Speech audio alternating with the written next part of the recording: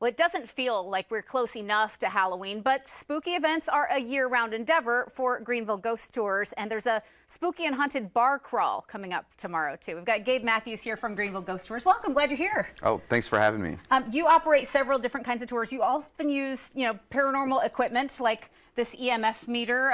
Give us a quick little rundown on what I'm a certified paranormal investigator. I have a whole bunch of equipment, but yeah, we'll talk about this is a rugged, robust, portable, powerful, easy to use electromagnetic field meter that measures EMF at a very fast speed. So this will measure electricity, but it also measures, to me, ghost activity, because I consider ghosts themselves to be energy. If you think about a haunting, a ghost would move an object by itself. It would need energy in order to do that. So if it's not energy, at least it's able to manipulate that. So what we're seeing here is just going off crazy, and it could be because I actually brought a spirit vessel, a haunted doll, which is why it's going off. And hopefully it's okay that I unleashed a spirit vessel here. I would have liked the heads up on that, but you know what? You're full of surprises. Well, this is a Faraday cage, a Faraday, so it does kind of shield it from being unleashed. Okay. And if you have any problems, I'll come back to try to.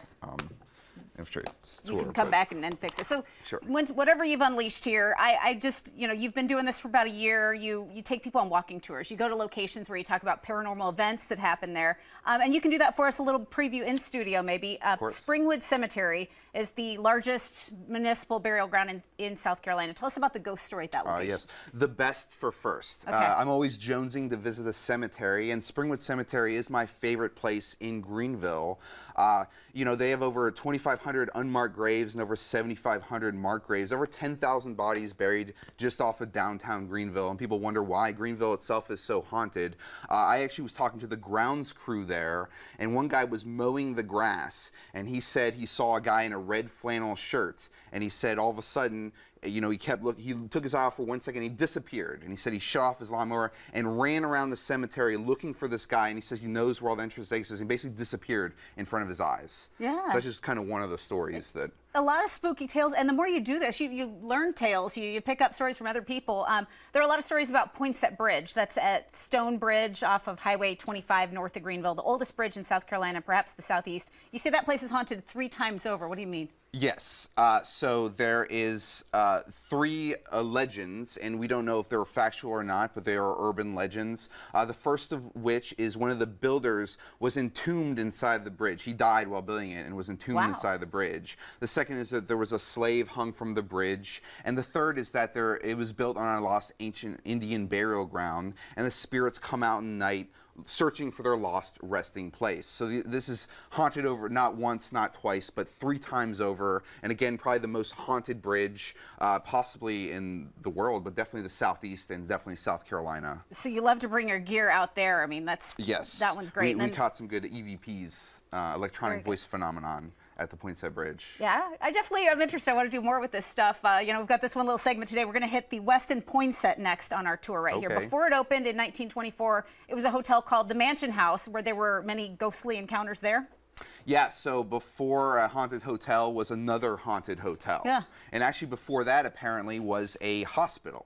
So you think about all the deaths that take place at a hospital, and then there was a haunted hotel which had its own history, and then you have today one of the notoriously haunted locations in Greenville, the Westin Poinsett Hotel.